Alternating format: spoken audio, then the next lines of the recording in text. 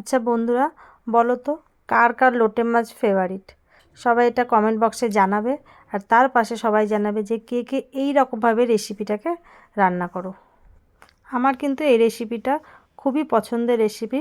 সবথেকে আমার মেয়ে হচ্ছে মাছের মধ্যে সবথেকে লোটে মাছ ফেভারিট। লোটে মাছের যেভাবেই রান্না করে দাও ও সেভাবেই ওর পছন্দ।